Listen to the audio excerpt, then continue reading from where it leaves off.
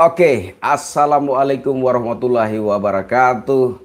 Salam sejahtera, shalom, om swastiastu, namo buddhaya, salam kebajikan, salam NKRI. Saudara-saudaraku sebangsa setanah air, ini masih seputar proses hukum yang sewenang-wenang. Perlu saya tegaskan bahwa kita tidak melawan dan tidak akan pernah melawan institusi. Bahwa institusi adalah milik bangsa, milik negara, milik rakyat.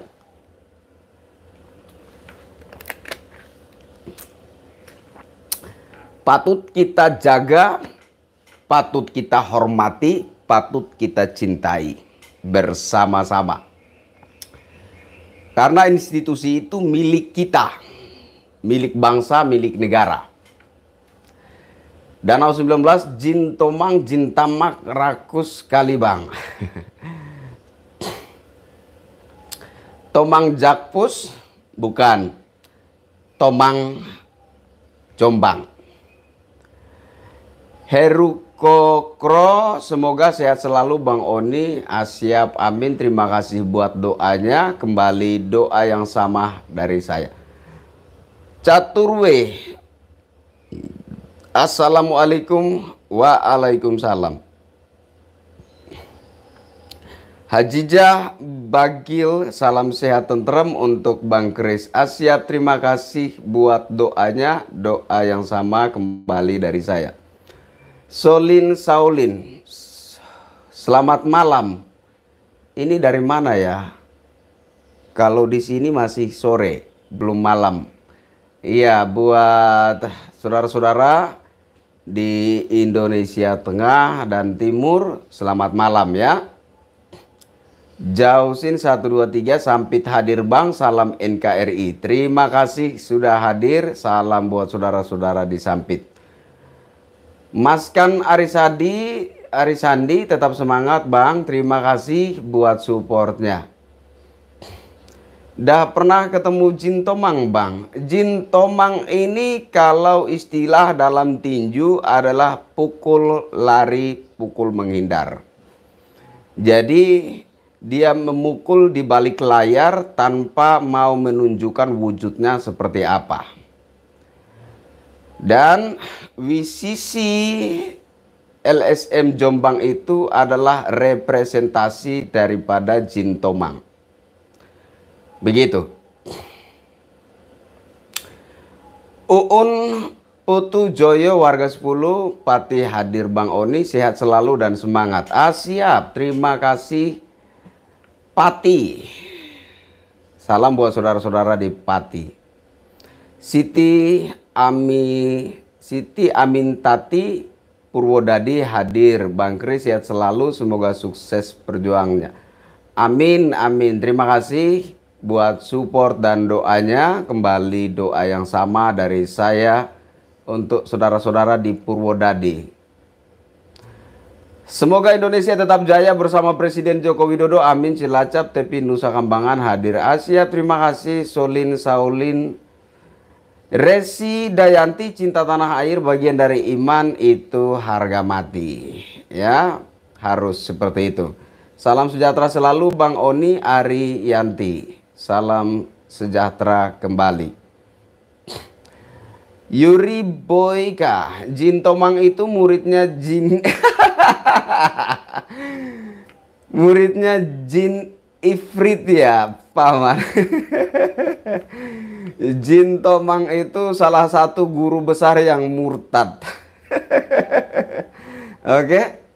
Mustafa Kamil, Jombang hadir Bang Kris, salam S3 NKRI hakul yakin. Siap. NKRI harus hakul yakin. Modsang Gibin Bilal, Assalamualaikum Bang Oni, Kuala Lumpur hadir. Waalaikumsalam, tetap semangat para pejuang devisa. hormat dari saya dan saudara-saudara yang ada di tanah air. Ahas Waru Jaya, jaya selalu Indonesiaku. Amin, amin, amin. Banyumas hadir, sehat selalu. Bang Oni mantap. Siap, terima kasih buat support yang luar biasa dari kalian semua. Oke. Saya tegaskan dan tegaskan lagi bahwa kita di sini tidak melawan institusi. Institusi adalah milik bangsa, milik negara, milik rakyat. Patut kita jaga, patut kita hormati, dan patut kita cintai bersama-sama. Jadi kita tidak membenci institusi Polri. Yang kita soroti, yang kita sayangkan hari ini adalah adanya oknum-oknum aparat yang menggunakan atribut institusi itu untuk bertindak sewenang-wenang terhadap rakyat. Dan korban kesewenang-wenangan ini tidak hanya satu. Saya yakin korban kesewenang-wenangan daripada oknum-oknum aparat ini tidak hanya satu. Saya yakin terlalu banyak yang terjadi di tanah air ini, tetapi yang kemudian muncul ke publik dan menghebohkan jagat Nusantara ini hanya beberapa saja. Termasuk kasus pembunuhan ibu dan anak di Nusa Tenggara Timur, yakni Ibu Astrid dan anaknya Lael Makabe. Termasuk kasus Brigadir J. Termasuk kasusnya Mas Beki, anak Kiai Jombang. Dan sekali lagi saya katakan bahwa kita harus melawan. Kita tidak melawan institusi. Yang kita lawan hari ini adalah kesewenang-wenangan. Proses penegakan hukum yang timpang, yang tajam ke bawah dan tumpul ke atas. Proses penegakan hukum yang direkayasa, apa yang tidak ada dibilang ada, dan yang ada dibilang tidak ada, itulah yang kita lawan, itulah yang kita tentang hari ini. Nah, terkait kasus Mas Beki di Jombang, Jawa Timur. Ini sudah persidangan yang ke-14. 14 apa 15? 15? 14. Ini sudah persidangan yang ke-14. Tetapi ada yang aneh sekali. Keanehan ini sudah saya ungkapkan, sudah saya utarakan di setiap topik pembahasan tentang penegakan hukum ini ya. Ada keanehan-keanehan, blunder demi blunder, yang mengarahkan kita pada suatu kesimpulan yang pasti bahwa kasus Mas Beki ini adalah rekayasa semata yang diperankan oleh berbagai pihak. Di antaranya juga ada oknum aparat penegak hukum. Yang menjadi fokus kita hari ini adalah saksi-saksi yang dihadirkan di persidangan di Pengadilan Negeri Surabaya. Yang awalnya katanya ada puluhan saksi. Lebih jelasnya 40 saksi yang diajukan oleh jaksa penuntut umum. Catatan ya. Ini dicatat. Ada 40 saksi yang diajukan oleh jaksa penuntut umum dan itu tertuang dalam BAP. Tetapi per detik ini sudah ada 10 atau 15? 16. Sudah ada 16 saksi yang dihadirkan di persidangan untuk bersaksi. Nah, mayoritas dari saksi-saksi yang dihadirkan di persidangannya Mas Beki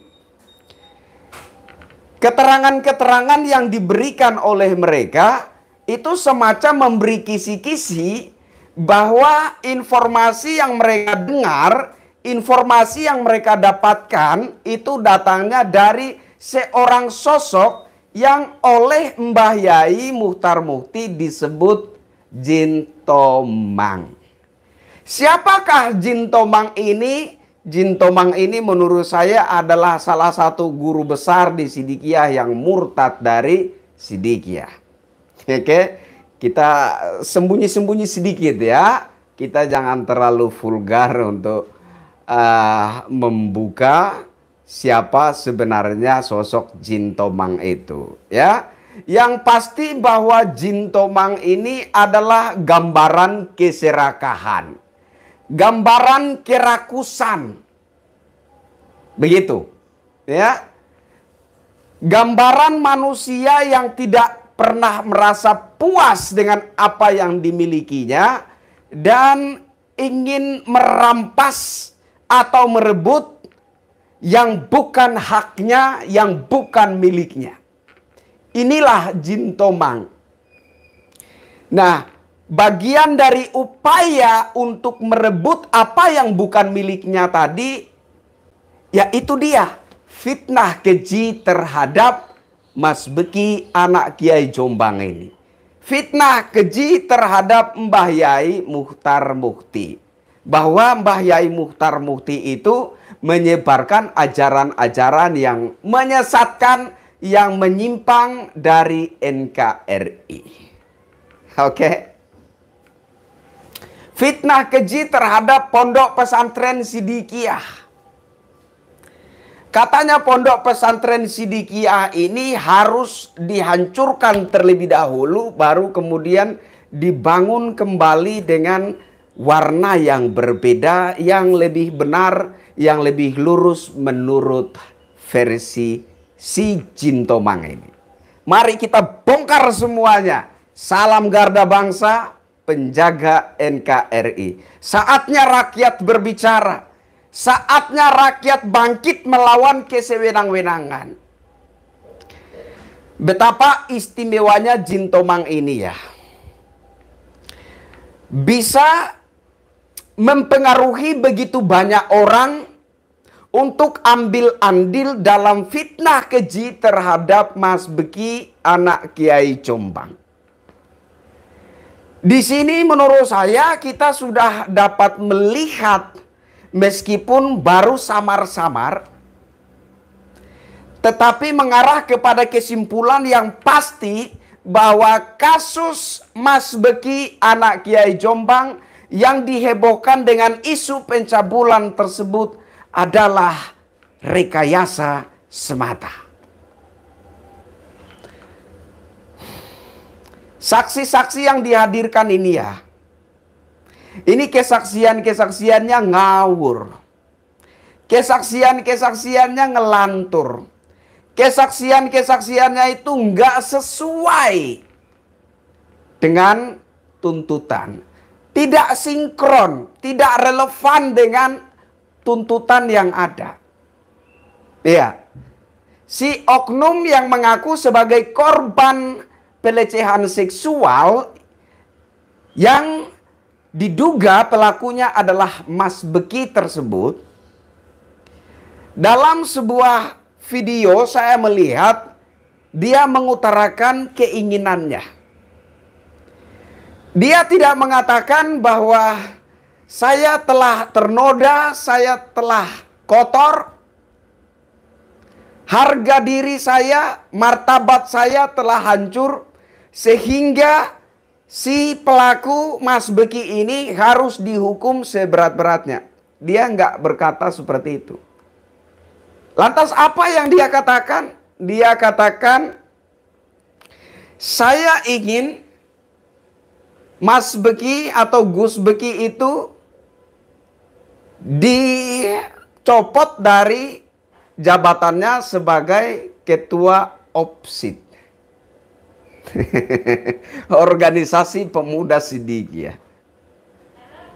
Ada apa? Anda tidak fokus kepada harga dirimu, Anda tidak fokus kepada harkat dan martabatmu. Anda tidak fokus kepada naluri seorang wanita yang telah terluka, telah terciderai, telah ternodai. Anda justru mengatakan Mas Beki harus dicopot dari jabatannya sebagai ketua OPSID. Apa hubungannya? Apakah organisasi OPSID itu ada hubungannya dengan harga diri Anda? Apakah organisasi OPSID itu ada hubungannya dengan harkat dan martabat diri Anda? Apakah organisasi OPSID itu ada hubungannya dengan ternodainya harkat dan martabat seorang wanita? Enggak ada sama sekali. Lantas kenapa yang menjadi fokus pembicaraan dari si oknum wanita yang mengaku mendapat perlakuan pelecehan seksual oleh Gus Beki atau Mas Beki itu malah menuntut agar Mas Beki itu dicopot dari jabatannya sebagai ketua OPSID? Saya pikir analogi wajar adalah wanita ini merasa tersaingi dengan keberadaan Mas Beki. Analogi wajar. Ya. Jadi si wanita ini bisa saja punya ambisi menjadi ketua OPSID, tetapi karena merasa tidak mampu, maka dengan berbagai fitnah, dengan daya upaya bagaimana caranya melengsarkan pucuk pimpinan OPSID yakni Mas Beki dari jabatannya. Dengan begitu mungkin dia akan mempunyai kesempatan untuk menduduki pucuk pimpinan organisasi pemuda Sidikiyah atau yang disingkat menjadi OPSID. Jadi kasus ini sepanjang perjalanan proses kasus ini ada blunder demi blunder yang terjadi. Ada keanehan demi keanehan yang terjadi. Dan kita juga mau menyoroti jaksa penuntut umum dalam kasus Mas Beki ini. Saya mendengar informasi bahwa jaksa penuntut umum menyetop saksi-saksi. Jadi menurut jaksa penuntut umum dalam kasus Mas Beki ini 15 saksi itu sudah cukup. Kenapa cukup? Kenapa dicukupkan? Dan kita mau menuntut jaksa penuntut umum untuk menghadirkan saksi-saksi lainnya yang oleh jaksa penuntut umum ada 40 saksi, 10 adalah saksi ahli dan 30 adalah saksi korban. Kita mau menuntut jaksa penuntut umum untuk menghadirkan ke-40 saksi yang diajukan oleh jaksa penuntut umum yang ada di dalam BAP. Jaksa penuntut umum harus menghadirkan 25 saksi yang belum dihadirkan untuk bersaksi di pengadilan. Harus dihadirkan. Kenapa? Karena jumlah yang begitu banyak juga cukup mempengaruhi psikis masyarakat. Iya. Jumlah yang banyak itu mengungkapkan bunyi jumlah yang banyak itu mempengaruhi psikis masyarakat. Betapa bejatnya Mas Beki, anak Kiai Jombang ini. Kok bisa ada puluhan wanita, puluhan santri yang dilecehkannya. Jadi bunyi jumlah ini juga mempengaruhi psikis masyarakat sehingga memandang betapa bejatnya seorang Gus Beki, anak Kiai Jombang. Jadi hari ini kita menuntut kepada jaksa penuntut umum untuk menghadirkan 25 saksi yang belum dihadirkan di persidangan. Kalau jaksa penuntut umum menyetop menghadirkan saksi-saksi ini, maka kita minta pertanggungjawaban moralnya. Pertanggungjawaban moral seperti apa yang akan dilakukan oleh jaksa penuntut umum, mengingat bunyi jumlah yang diungkapkan oleh jaksa penuntut umum ini sudah terlanjur mempengaruhi psikis masyarakat, sehingga masyarakat memandang betapa buruknya, betapa kejinya, betapa busuknya, betapa bejatnya seorang Gus Beki anak Kiai Jombang ini. Harus ada sesuatu yang dilakukan sebagai pertanggungjawaban moral jaksa penuntut umum. Nggak bisa di stop begitu saja. Lalu kemudian kalau ditanya memberi penjelasan singkat begini-begini, penjelasan yang tidak kena mengena dengan kasus yang ada, lalu udah begitu aja, nggak bisa. Jaksa penuntut umum harus menghadirkan saksi-saksi sebagaimana yang diajukan, yaitu 40 saksi, 15 sudah dihadirkan, tinggal 25 saksi lagi. Dan kita menuntut jaksa penuntut umum dalam penanganan kasus Mas Beki ini untuk menghadirkan 25 saksi yang belum dihadirkan tersebut. Kalau jaksa penuntut umum tidak bisa, tidak mampu, dan atau keberatan menghadirkan saksi-saksi yang lain, maka apa yang kemudian dilakukan oleh jaksa penuntut umum sebagai pertanggungjawaban moral kepada rakyat Indonesia yang telah terlanjur terpengaruh psikisnya dengan bunyi jumlah puluhan santri itu. I Gusti Ketut Jin Tomang kok kayak serakah ya bang? Siapa tuh Jin Tomang? Penuh rekayasa dan dipaksakan kasus Gus Beki.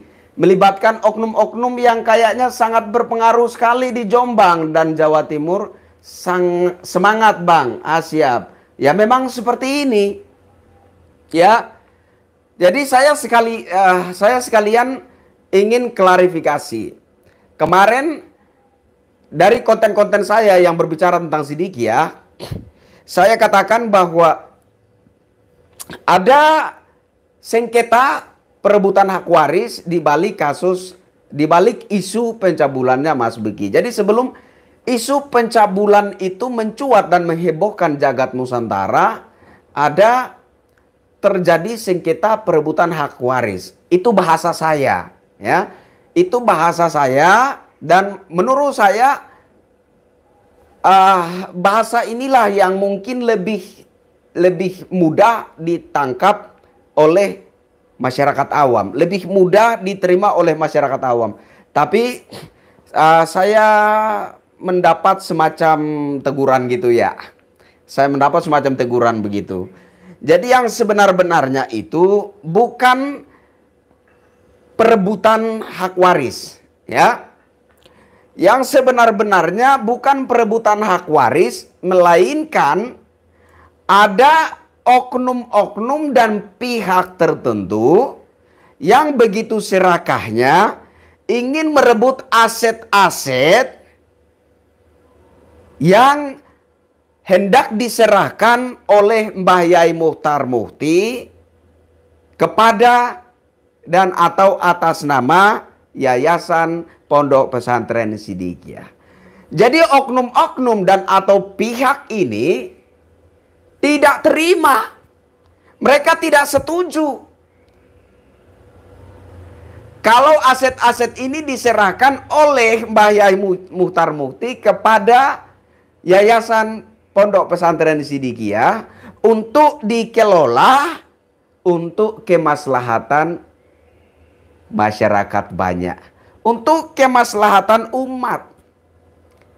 Menurut saya ini adalah niat yang begitu mulia dari seorang Kiai Haji Muchtar Mukti, ayahanda dari Gus Beki. Ini niatan yang sangat luar biasa menurut saya. Suatu niat yang begitu mulia dan terpuji. Bayangkan, ada seorang kiai besar di masa tuanya punya banyak sekali aset, terutama tanah, punya banyak sekali aset rumah-rumah, dan sebagian dari aset-aset ini diniatkan untuk yayasan Pondok Pesantren Sidikiyah untuk dikelola untuk kemaslahatan umat. Ini niatan yang mulia sekali. Tetapi oknum-oknum dari pihak yang disebut oleh Mbah Yai Muchtar Mukti, Jin Tomang itu, tidak setuju, tidak sepakat. Nah, sehingga bagaimana caranya membatalkan, menggagalkan niat dari Mbah Yai Muchtar Mukti ini, maka Mbah Yai Muchtar Mukti ini harus difitnah untuk membunuh karakternya. Dan ketika karakter dari Mbah Yai Muchtar Mukti ini terbunuh, maka disitulah ada upaya untuk negosiasi. Mau aman? Serahkan asetnya. Kira-kira begitulah ya gambaran ke sana ya. Anda mau aman? Serahkan asetnya kepada saya. Begitu ya. Jadi fitnah-fitnah yang diarahkan kepada Mbah Yai Muchtar Mukti, kepada Pondok Pesantren Sidikiyah, kepada Gus Beki, anak dari Mbah Yai Muchtar Mukti ini, bukan baru saja terjadi. Fitnah-fitnah ini sudah begitu lama terjadi, ya. Sudah terlalu lama fitnah-fitnah itu terjadi. Enggak itu Mbah Yai Muchtar Mukti, enggak ada itu Pondok Pesantren Sidikiyah, enggak itu Gus Beki. Sudah sering difitnah. Tetapi yang terjadi hari ini, yang terjadi saat ini sudah luar biasa. Bukan fitnah biasa. Bahkan fitnah ini dinaikkan di berita-berita media-media mainstream. Fitnah-fitnah ini bahkan dinaikkan, dihebohkan di stasiun-stasiun televisi nasional. Ini luar biasa sekali. Nah, kemarin saya sudah singgung televisi-televisi, media-media mainstream. Apakah ada sesuatu yang akan mereka lakukan sebagai pertanggungjawaban moral atas apa yang sudah mereka lakukan? Atau tidak? Nah, inilah termasuk salah satu hal yang sangat saya sayangkan dari media-media mainstream dan stasiun-stasiun televisi nasional. Semestinya ada klarifikasi dari media-media mainstream terkait isu pencabulan Mas Beki. Semestinya ada klarifikasi dari media-media televisi itu terkait isu pencabulan Mas Beki. Semestinya mereka membuat klarifikasi bahwa informasi yang mereka terima ternyata hanyalah diskomunikasi, miskomunikasi, atau disinformasi. Tapi nggak ada satupun yang memberi klarifikasi, membuat klarifikasi. Di saat masyarakat sudah memandang Gus Beki itu betapa kejinya, betapa bejatnya, betapa buruk dan busuknya,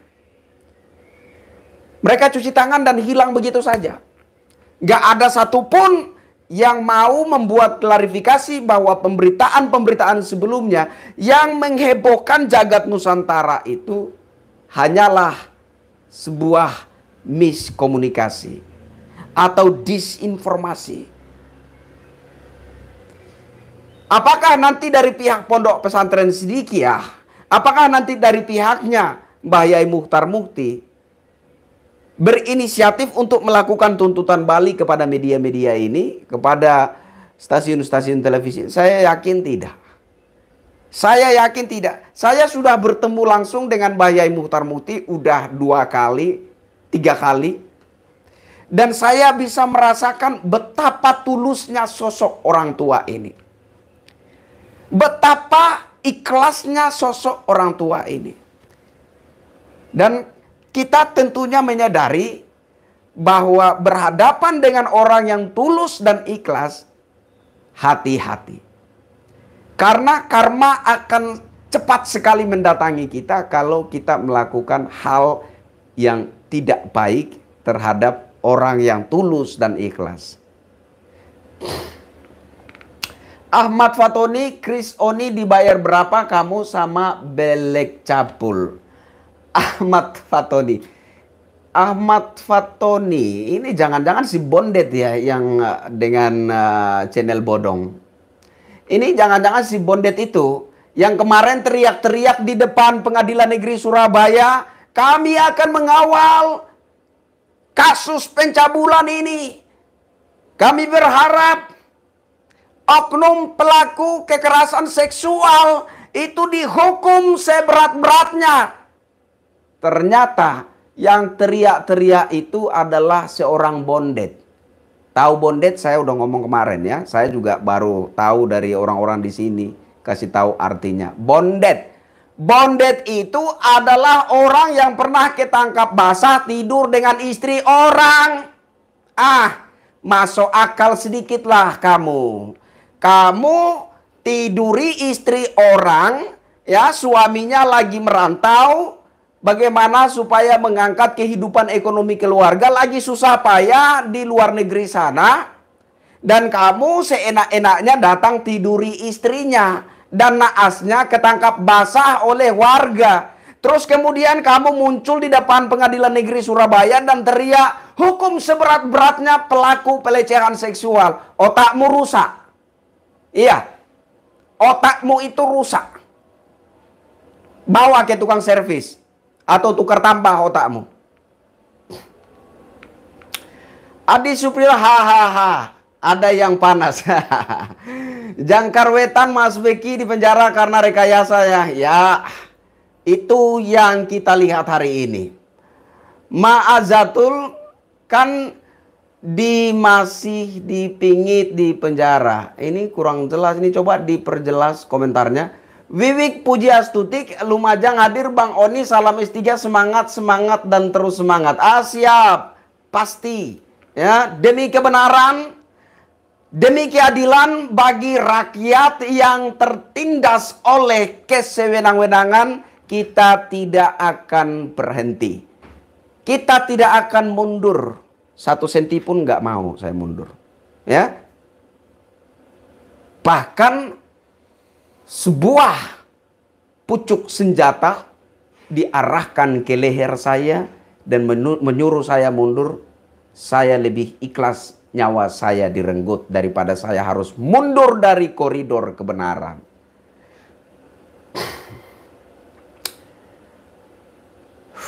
Riko Maulana, Jombang hadir Bang, salam NKRI, siap, terima kasih sudah hadir.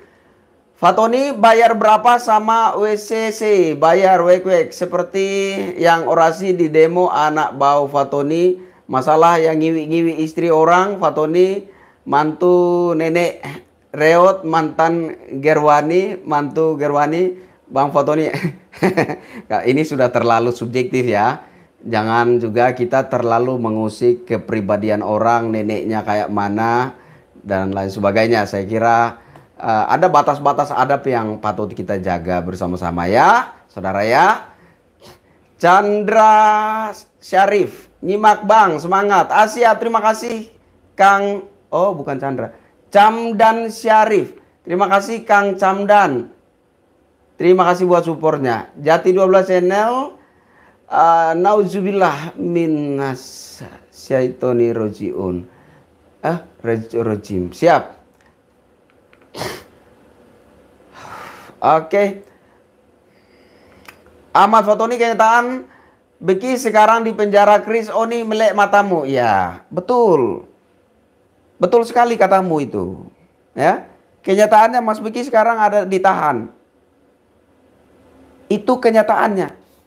Yang menjadi pertanyaan saya adalah, apakah dia ditahan karena benar-benar sudah terbukti melakukan pelecehan seksual atau tidak? Ini yang saya pertanyakan. Saya nggak tanya Mas Beki itu ada di luar penjara atau di dalam penjara, di dalam sel tahanan atau di mana. Ya. Yang saya bicarakan hari ini adalah apakah kasus yang menyeret Mas Beki ini adalah kasus yang real, kasus yang nyata, atau kasus rekayasa. Dan rekayasa ini saya yakin bukan urusan institusi. Rekayasa ini yang kita tentang hari ini bukanlah institusi, tapi oknum-oknum, ya, oknum-oknum yang memanfaatkan atribut institusi untuk bertindak sewenang-wenang terhadap rakyat. Ya. Bukan hanya Mas Beki saja yang pernah menjadi korban kesewenang-wenangan ini. Kemarin minggu lalu kalau nggak salah, ada di waktu saya live, ada saya sebut adik kandung saya, ya. Adik kandung saya baru saja mandi, datang ke jalan raya, jalan umum, ya. Tiba-tiba datang truk Dalmas mengangkut adik saya. Dibawalah adik saya ini, kemudian adik saya ini disuruh tanda tangan sepucuk surat. Yang oleh oknum aparat tersebut katanya ini surat pembebasan. Nah, ketika adik saya menandatangani surat ini, maka adik saya akan bebas. Kata si oknum aparat yang membawakan surat itu kepada adik saya. Dan setelah adik saya dengan begitu lugunya menandatangani surat tersebut, ketika itu juga adik saya resmi menyetujui surat penahanan. Dan adik saya langsung digiring ke rumah tahanan. Adik saya bernama Rembu Sede Penpada di Kalabahi, Kabupaten Alor, Nusa Tenggara Timur. Bapak-bapak oknum aparat di Nusa Tenggara Timur, dengerin. Ya, saya tidak dendam terhadap bapak-bapak. Tetapi saya berharap oknum-oknum aparat seperti ini sebaiknya tobat. Itu harapan saya. Adik kandung saya salah satu korban kesewenang-wenangan oknum aparat. Catat. Jadi bukan soal adik saya itu ada di luar atau di dalam penjara. Tetapi apakah adik saya itu diseret benar-benar atas suatu kasus yang nyata atau suatu kasus yang diada-adain. Baru saja mandi, datang ke jalan umum, tanpa tahu menahu bahwa sebelum itu ada sempat terjadi tawuran di situ. Adik saya sementara berdiri, tiba-tiba datang truk Dalmas mengangkut adik saya dan dibawa pergi. Logikanya, kalau adik saya adalah pelaku tawuran, adik saya tidak mungkin berdiri di situ. Bagaimana mungkin seseorang terlibat dalam sebuah tawuran, lalu dia diam-diam saja di situ ketika datang aparat penegak hukum? Ini terjadi, ini ada, bukan tidak ada. Itu ada seorang saudara di Sumba Tengah kemarin yang sempat saya singgung juga. Diduga mencuri kambing orang. Tiba-tiba dijemput oleh oknum-oknum aparat penegak hukum di sana. Oknum-oknum aparat polisi di sana. Orang tuanya nggak ada siapa-siapa di situ. Dia kebetulan lagi sendiri di rumah dan tiba-tiba dijemput oleh aparat kepolisian. Dibawalah ke polsek dan besoknya orang tuanya menerima informasi anaknya mati dalam sel tahanan. Ini ada. Ya. Kesewenang-wenangan yang dilakukan oleh oknum-oknum aparat ini ada, Pak, bukan tidak ada. Jadi bukan soal kenyataan orang itu di luar atau di dalam sel tahanan, di luar atau di dalam penjara. Yang kita bicarakan hari ini adalah apakah seseorang itu diseret benar-benar atas suatu dasar fakta ataukah rekayasa. Dan ini Mas Beki di persidangan yang ke-14, keterangan dari saksi yang dihadirkan itu tidak beda-beda jauh dengan keterangan dari saksi-saksi sebelumnya. Yang mana keterangan mereka itu merujuk kepada suatu kesimpulan bahwa informasi awal itu mereka terima dari seorang sosok yang bernama Cintomang. Nah, kenapa kemudian jaksa penuntut umum memberhentikan menghadirkan saksi-saksi yang lain? Kenapa tidak dihadirkan semua? Takut rahasianya kebongkar? Takut ketahuan bahwa kasus ini rekayasa? Karena saksi-saksi yang sudah dihadirkan ternyata blunder. Takut. Kita mau minta dengan hormat kepada jaksa penuntut umum untuk saksi-saksi yang 25 itu yang belum dihadirkan. Hadirkan semua. Hadirkan semua itu. Kan puluhan katanya, 40. Hadirkan semua. Kita mau dengar seperti apa keterangan yang akan mereka berikan. Apakah mereka akan mengatakan saya ada di tempat itu melihat, mendengar, dan merasakan? Ataukah sama juga dengan saksi-saksi terdahulu yang sudah memberi keterangan? Bahwa saya mendengar desas-desus begini, saya tanya kepada teman saya ya via WhatsApp. Kemudian kami janjian ketemu di warung kopi dan kami ngobrol-ngobrol begini. Ini kacau. Ada juga yang begini dihadirkan sebagai saksi di persidangan. Jalan Taat channel Ratu Jin Tomang dihadirkan jangan hanya pengacara Jin. Iya. Jadi saya juga punya dugaan yang sama ya, kira-kira sesuai dengan komentar ini. Saya punya dugaan bahwa ini semacam ada ketakutan ya. Semacam ada ketakutan bahwa nanti majelis hakim ini menggunakan haknya untuk meminta Jin Tomang ini dihadirkan. Saya punya dugaan seperti itu. Kalau 40 saksi yang diajukan oleh jaksa penuntut umum ini dihadirkan semua ke persidangan untuk memberi kesaksiannya, jangan sampai nanti kemudian Majelis Hakim Pengadilan Negeri Surabaya ini meminta sosok yang bernama Jin Tomang ini dihadirkan. Nah, kalau itu terjadi, maka terungkaplah sudah pihak mana saja yang bermain licik dan bermain bajingan di balik kasusnya Mas Beki ini. Gondrong Bota Fatoni yang gaweken ajung ngaku Gus Beki lucu ton. Ngan benda tumpul Fatoni yang masuk ke astaga. Saya belum cukup umur jadi ngomongnya jangan vulgar begini dong. Arya Pengasang Wahabi Kepanasan ada yang pro NKRI. Jati dola sena Abah Soel akal ne Saitoni. Gondrong Bota Fatoni ngawe aduh. Murid teladan Ibu Rohani Bang Oni. Hai. Ada orang yang mengaku dirinya itu sebagai ibu rohani. Ya. Kemudian memberikan ajaran-ajaran yang menyimpang dari ajaran agama Islam dan bertentangan dengan ideologi bangsa Indonesia. Yang anehnya orang ini menyampaikan ajaran-ajaran itu kepada orang-orang yang datang ke dia. Bahwa ajaran ini adalah ajarannya Mbah Yai Muchtar Muti. Ini salah satu fitnah nih ya. Salah satu fitnah terhadap Mbah Yai Muchtar Muti. Ya. Jadi si ibu rohani yang dimaksud di situ itulah sebenar-benarnya Jin Tomang. Itu ya. Oke, jangkar wetan. Takutlah bang, kebongkar semua itu. Palsu, hakim, jaksa. Bisa jadi itu oknum bayaran. Ya kita nggak tahu. Intinya hanya mereka dan Tuhan saja yang tahu semuanya.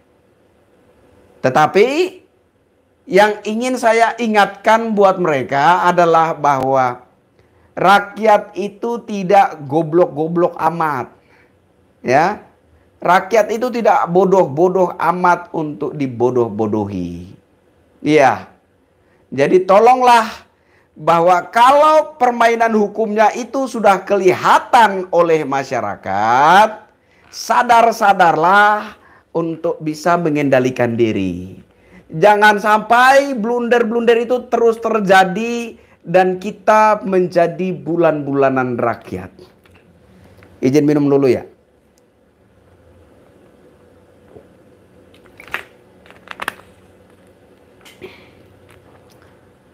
Mako, air mineral asal Jombang, Jawa Timur.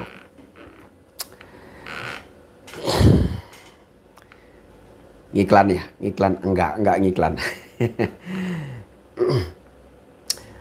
Hajijah Bagil, Jinto Manggerwani PKI astaga, jangan sampai bawa-bawa ke sana ya, saya nggak mau ya.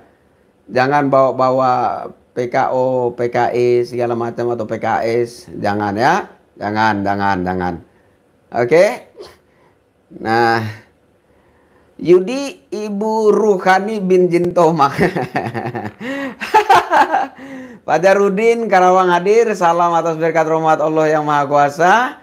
Bang Oni, Jintomang dan pengikutnya adalah pasukan peta, pengkhianat pada beliau, mursyid titik. Siap. Ya, memang menurut saya juga mereka itu adalah pengkhianat ya. Mereka itu adalah pengkhianatnya Mbah Yai atau sang mursyid Muhammad Mukhtar Mukti. Ahmad Fatoni, Kris buzzer bayaran pembela cabul. Enggak. Saya buzzer tapi bukan buzzer bayaran. Kalau Anda itu salah satu buzzer bayaran, ajak saya dong masuk ya. Saya mau jadi buzzer bayaran loh, sumpah. Emang gue nggak mau duit apa? Mau.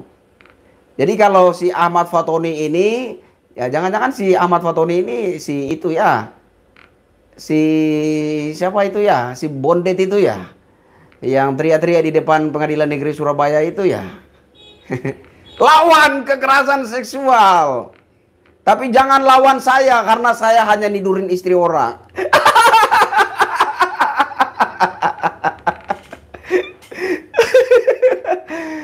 Arik Auki, lanjut suarakan kebenaran Bang Oni. Semoga tetap sehat untuk Indonesia Raya. Siap, terima kasih buat supportnya. Jati 12 channel, salam sehat tenteram Bang Oni. Dulur-dulur cepat, dulur-dulur cepit. Siap, terima kasih.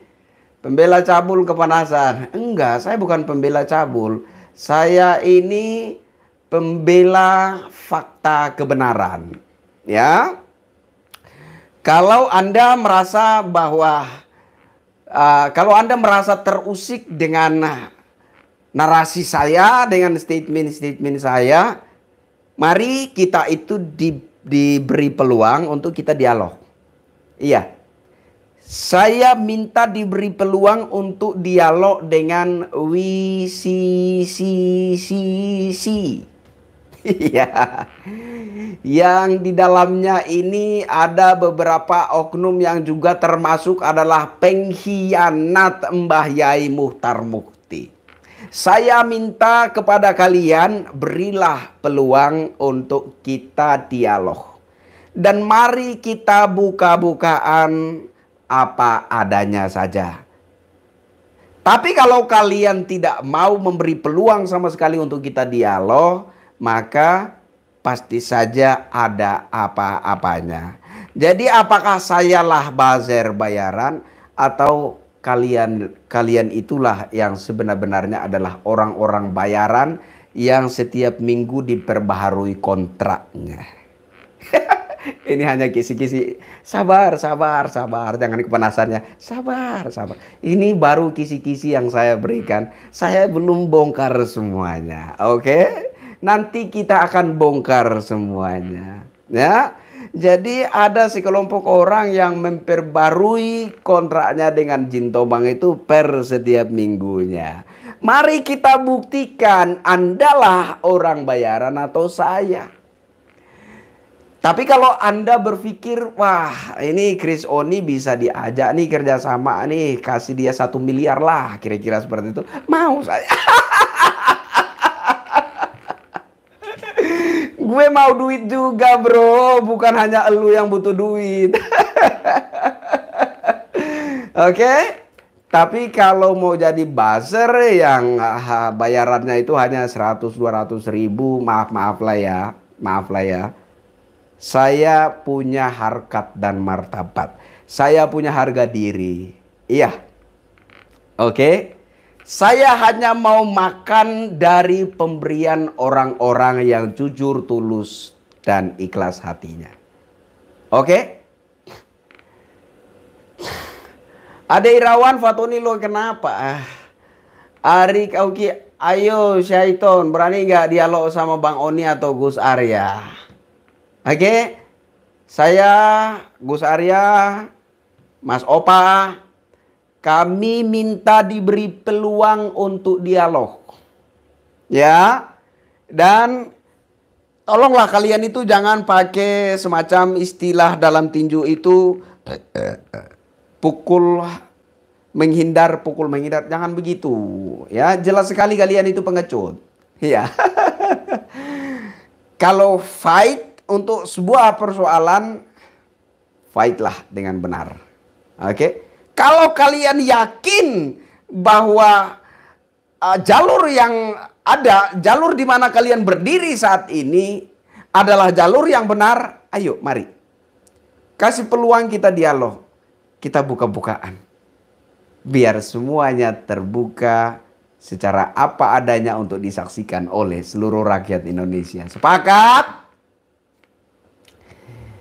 Riko As, terima saja kenyataan, jangan menggiring opini.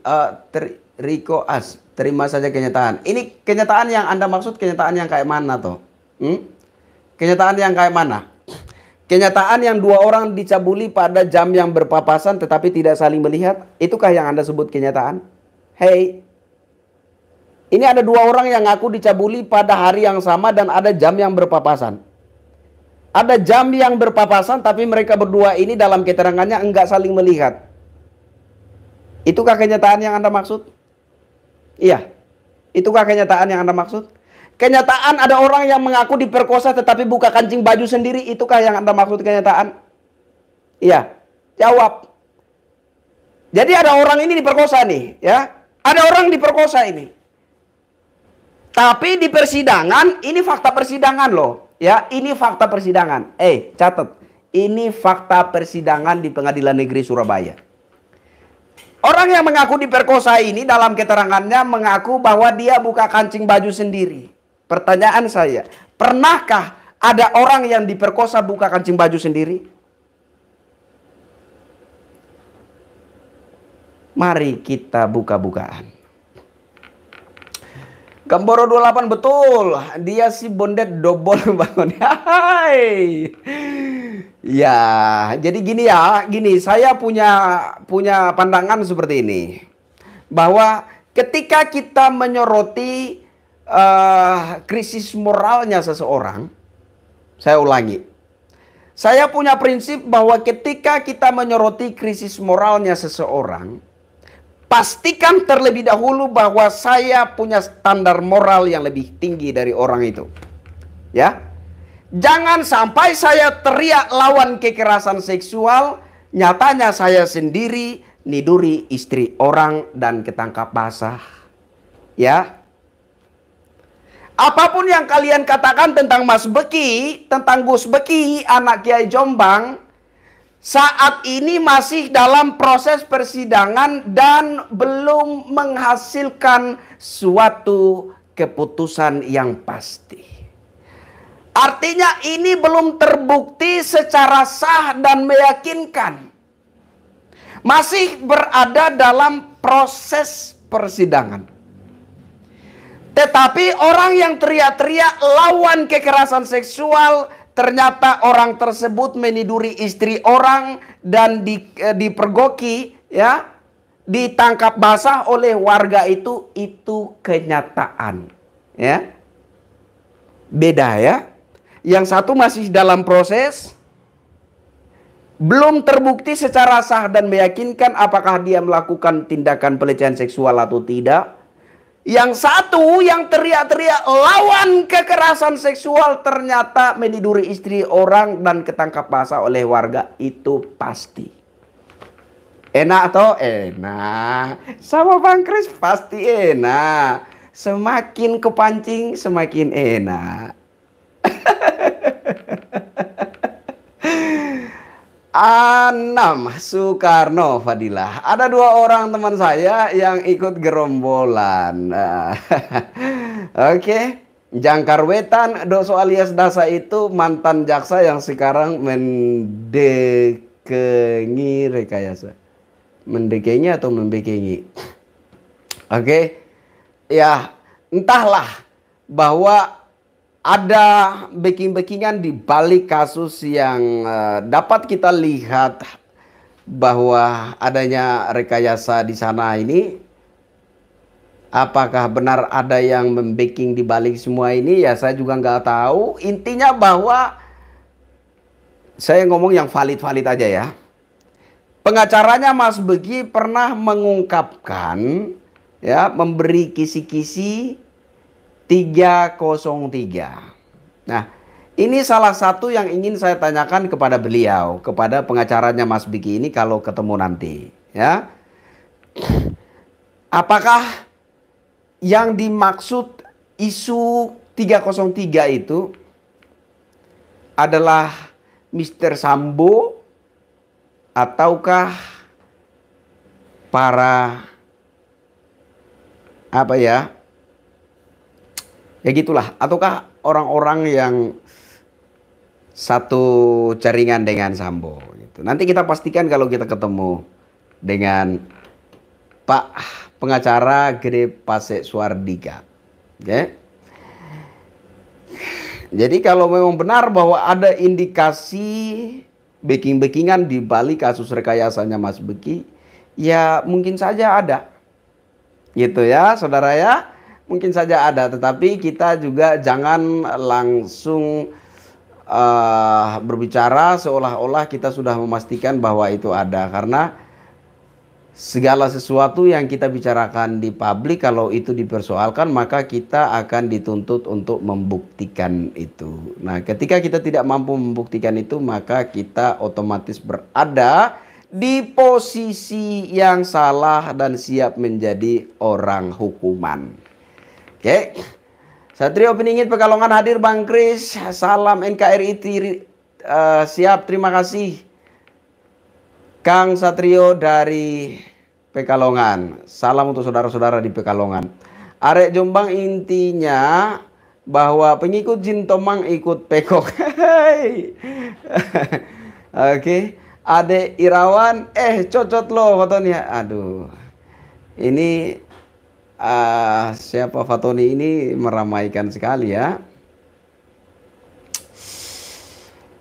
Oke, saudara-saudaraku sebangsa setanah air. Ya, jadi kira-kira sekian yang ingin saya soroti hari ini. Intinya bahwa saya ingin menuntut jaksa penuntut umum untuk menghadirkan 25 saksi yang belum dihadirkan di persidangan. Ya. Saya meminta kepada jaksa penuntut umum untuk menghadirkan ini 25 orang ini. Karena kalau ini tidak dihadirkan, ini jelas akan menjadi tanda tanya. Ada apa dengan jaksa penuntut umum ini? Takut kalau rekayasanya kebongkar habis, ataukah seperti apa? Ya. Tetapi kemudian kalau memang sudah positif bahwa dicukupkan saja 15 saksi yang dihadirkan di Pengadilan Negeri Surabaya itu dan tidak perlu ditambah lagi, maka jaksa penuntut umum juga harus memberikan suatu klarifikasi untuk membersihkan, ya, membersihkan psikis masyarakat ini, ya, karena masyarakat ini sudah terlanjur terpengaruh psikisnya, sudah terlanjur terpengaruh otaknya, cara pandangnya. Dengan jumlah yang diumumkan puluhan saksi korban yang akan dihadirkan di persidangan. Jadi isu puluhan ini sebelumnya juga sudah heboh ya. Ada puluhan korban santri yang mana kemudian menjadi 11 santri nantinya menjadi 5 santri, dan terakhir menjadi 1 santri yang mengaku sebagai korban.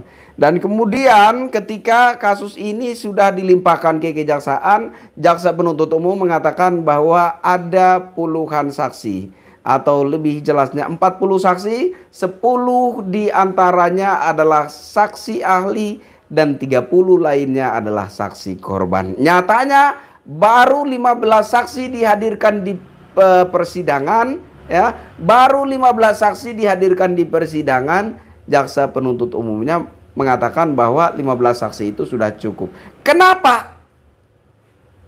Padahal ke-15 saksi ini belum satu pun memberikan kesaksian yang relevan dengan kasus yang ada.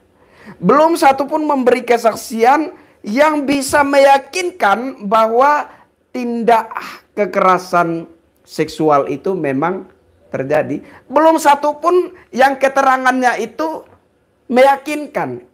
Loh, kenapa ada apa dengan jaksa penuntut umum? Akan kita bongkar semuanya, ya.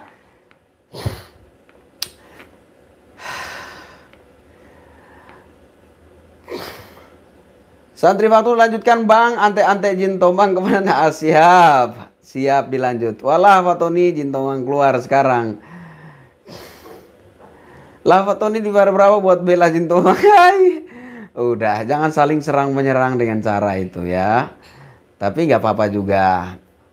Cuma saya selalu katakan bahwa hati-hati dalam mengutarakan pendapat, karena pendapat kita yang berbasis kalau pendapat kita itu adalah sebuah hoax, maka kita ada konsekuensi hukum yang akan kita terima. Yudi, bintang-bintang saja gugur, jangankan cecungok jin. Ini mungkin maksudnya ini kebalik ya, narasinya kebalik ya. Bintang-bintang saja gugur, apalagi cecungok jin tomang. Mungkin begitu maksudnya ya. Jadi ini saya ulangi. Sebelum isu pencabulan yang menodai nama baiknya Mas Biki ini mencuat menghebohkan jagat Nusantara, Mbah Yai Muhtar Muhti pernah mengatakan bahwa ketika matahari itu diusik maka bintang-bintang akan berjatuhan. Nah, ini yang bisa mengartikannya secara sempurna dan secara utuh ini hanyalah orang-orang yang sudah berada di level dimensi yang lebih tinggi ya. Saya belum sampai ke level dimensi tersebut. Tetapi saya coba memaknai kata bintang-bintang berjatuhan. Setelah kasusnya Mas Beki, isu pencabulan ini menghebohkan jagat Nusantara. 1 hari setelah itu meledaklah kasus Brigadir J, yang saat ini terduga atau tersangka utamanya adalah mantan Kadif Propam Irjen Verdi Sambo dan istrinya. Kemudian pada persidangan ke-9 kalau saya nggak salah, pengacaranya Mas Beki mengatakan kita tahulah ada siapa di balik semua itu. Ada 303. Paham? Paham ya? Jadi ketika matahari itu diusik, sudah berapa bintang yang gugur nih? Oke. Dan masih akan ada lagi bintang-bintang yang gugur. Ke depan masih akan ada lagi bintang-bintang yang berguguran. Ada bintang-bintang yang berguguran dan ada orang-orang yang baru keluar dari kebun singkong menjadi bintang. Salah satunya adalah Bang Deolipa. Keluar dari kampung jadi bintang dan saat ini dikagumi rakyat. Berani, cerdas, dan tidak pernah takut melawan orang-orang kuat. Bang Deolipa. Satu lagi tapi menurut saya yang ini sudah agak terkenal sebelumnya, yaitu Pak Komarudin. Ya. Ini calon-calon bintang nanti. Percaya kata-kata saya. Orang-orang yang berani berbenturan dengan orang-orang kuat, berbenturan dengan para pemangku kepentingan, ini adalah calon-calon bintang ke depan. Catat kata-kata saya. Tidak menutup kemungkinan saya juga bakalan jadi bintang. Amin, amin, amin, amin.